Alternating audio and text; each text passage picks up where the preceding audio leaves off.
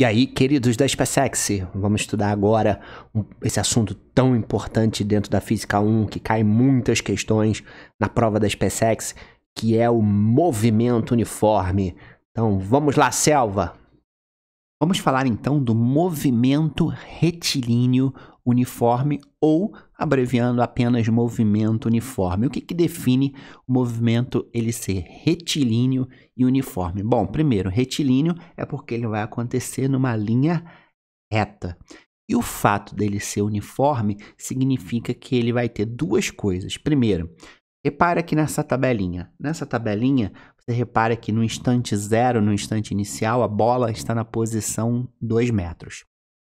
1 segundo se passa e a bola agora está na posição 4 metros.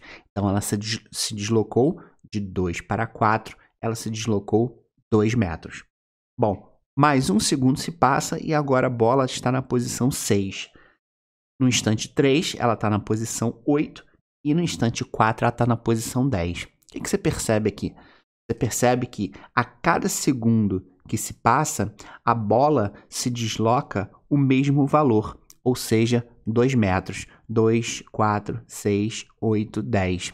Então, isso é uma característica do movimento uniforme, ou seja, a cada segundo o deslocamento do corpo vai ser idêntico, o que vai nos dar uma velocidade também constante, porque velocidade, você sabe, é a variação do deslocamento ou a distância percorrida em função do tempo, certo? Então, quando a gente fizer um ΔS, ΔT aqui para qualquer intervalo, tá? Eu vou pegar aqui o primeiro intervalinho, tá? Quando ele se desloca da posição 2 para a posição 4 no tempo 0, no tempo 1.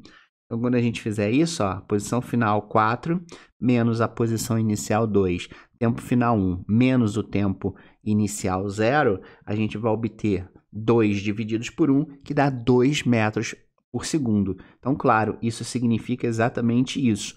A cada segundo, o corpo está se deslocando 2 metros, que é o que a gente vê na tabelinha. Ou seja, em qualquer intervalo que você fizesse essa conta, você encontrar exatamente 2 metros por segundo, ok?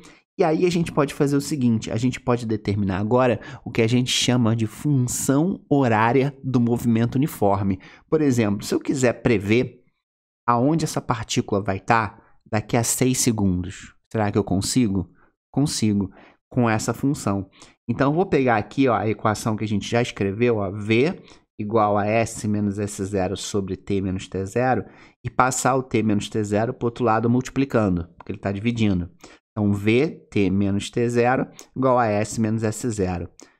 Em geral, a gente coloca o tempo inicial como nulo.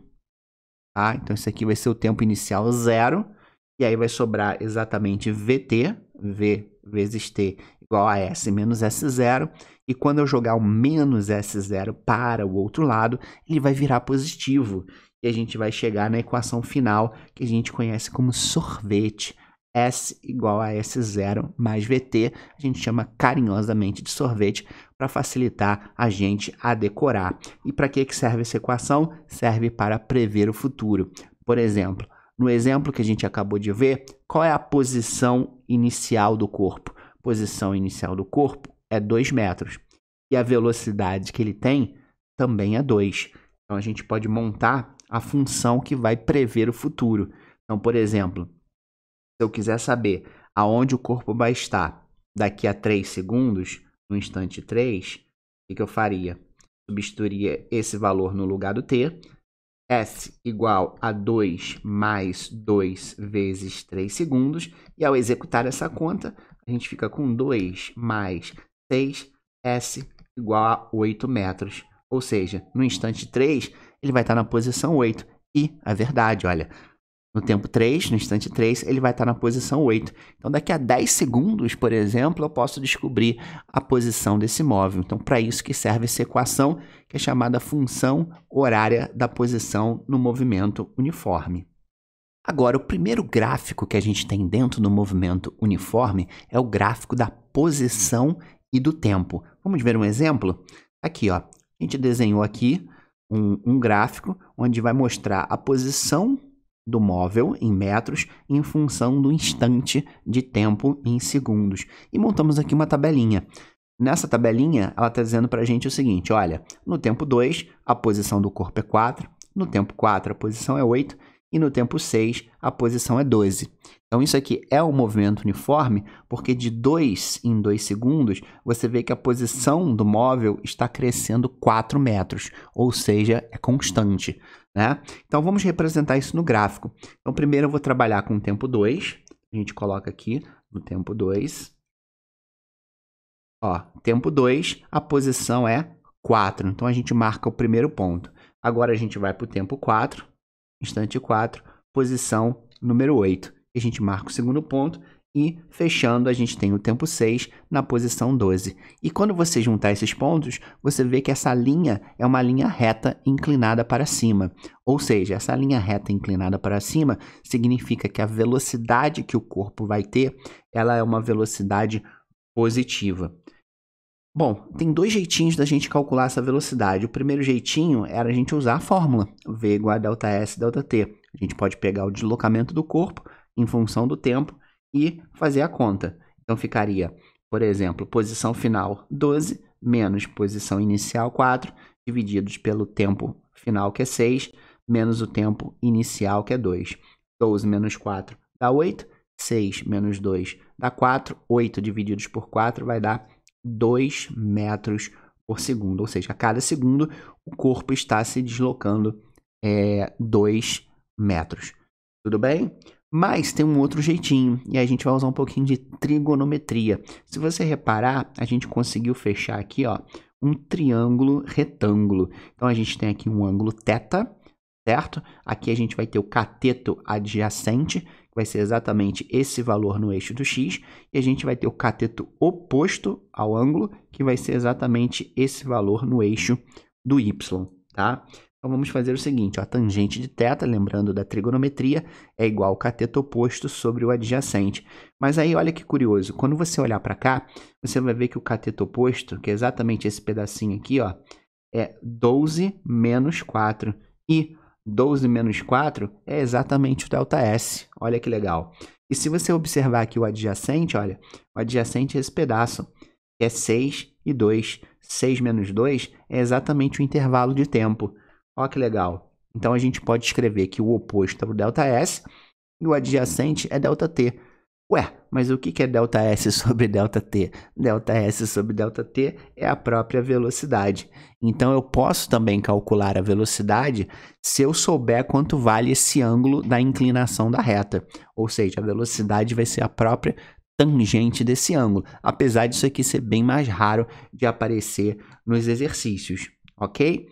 E, então, a gente não pode esquecer, na hora de interpretar gráficos, que é super importante, você vê aqui, por exemplo, quando a reta está inclinada para cima, como a gente acabou de ver, a velocidade ela vai ser positiva, mas nada impede que a reta esteja inclinada para baixo. Então, se a reta estiver inclinada para baixo, vai ser o contrário, a velocidade vai ser negativa, né? Você lembra que na física eu posso ter velocidades positivas e também posso ter velocidades negativas.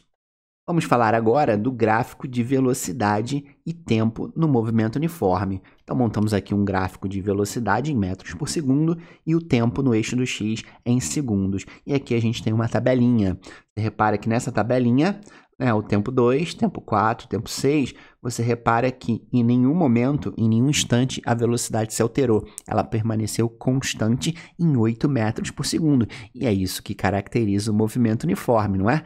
O movimento uniforme é quando a velocidade permanece constante. E se a gente montar um gráfico, disso, primeiro eu estou pegando aqui o tempo 2, velocidade 8, depois o tempo 4, a velocidade continua 8 também, tempo 4, velocidade não se altera, e no tempo 6, ora, a velocidade também não se altera. E aí o que você percebe? Você percebe que quando você juntar esses pontos, significa que você vai ter uma reta deitada. Então, essa reta deitada significa que a velocidade permaneceu constante, no caso aqui de 8 metros por segundo, e, obviamente, é uma velocidade positiva, porque essa reta está acima do zero do eixo do x.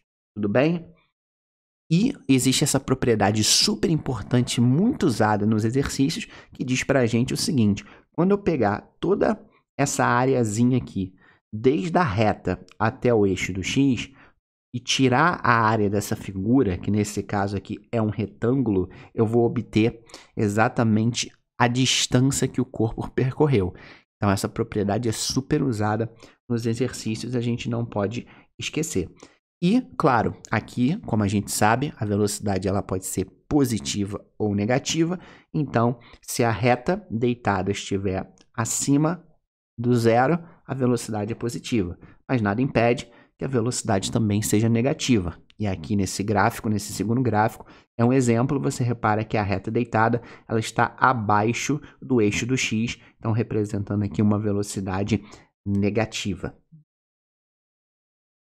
E agora, o gráfico de aceleração e tempo no movimento uniforme. Agora é muito fácil, né? Você lembra que o conceito de aceleração é mudança de velocidade em função do tempo. Ora, no movimento uniforme, a velocidade ela é constante. Não existe mudança de velocidade. Se não existe mudança de velocidade, naturalmente a aceleração também não existe. A aceleração no movimento uniforme vai ser sempre zero. Então, a gente teria uma reta exatamente posicionada aqui no zero. Tudo bem? Vamos falar agora sobre um conceito muito importante que ajuda a gente bastante nos exercícios, que é o conceito de velocidade relativa. Então, o que é velocidade relativa? É um macete que a gente usa para resolver probleminhas, exercícios, onde a gente tem dois corpos com velocidade constante. Tá bom? E aí o problema de dois corpos, que é um problema mais complexo, porque você tem que trabalhar com duas equações diferentes e manipular matematicamente essas duas equações, se transforma num problema de um corpo só, que com uma equaçãozinha só, você já consegue matar o problema. Então ele é bastante útil esse macete, ok? Então o que você vai fazer? Você vai pegar o corpo que está mais lento, você vai colocar esse corpo em repouso, e o outro corpo, o mais rápido, ele vai possuir uma nova velocidade. E essa velocidade é o que a gente chama de velocidade relativa. Existem três casos onde a gente vai calcular essa velocidade relativa. Ou a gente vai somar as velocidades, ou a gente vai diminuir. Muito simples. Então, por exemplo, nesse caso aqui, eu tenho duas bolinhas, a da esquerda com uma velocidade de 8, e a da direita com uma velocidade de 2 metros por segundo, uma está indo na direção da outra. Tá? Então, elas estão andando em sentidos contrários, certo? Estão se aproximando. Então, qual é o macete? Eu vou pegar essa bolinha da esquerda, que está com uma velocidade menor, e vou colocar ela em repouso, certo? E a velocidade relativa, nesse caso, quando os dois objetos se aproximam, simplesmente é a soma das velocidades. Então, no meu novo problema, essa bola que tinha uma velocidade de 8 passa a ter uma velocidade de 8 mais 2 igual a 10 metros por segundo. Então, essa fica parada e essa da esquerda fica com uma velocidade de 10 metros por segundo. E aí, basta usar V igual a ΔS ΔT para essa situação que você vai conseguir resolver o problema com muita facilidade. Qual seria o segundo caso?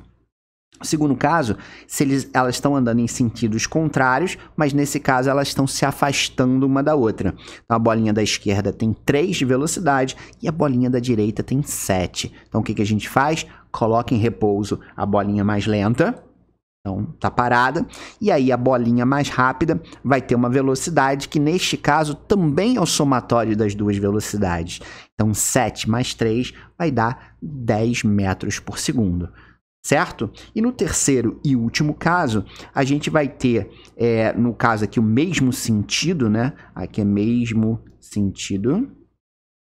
Você tem duas bolinhas aqui no mesmo sentido. Uma com uma velocidade de 2 andando para a direita e outra com velocidade de 5 andando para a direita também.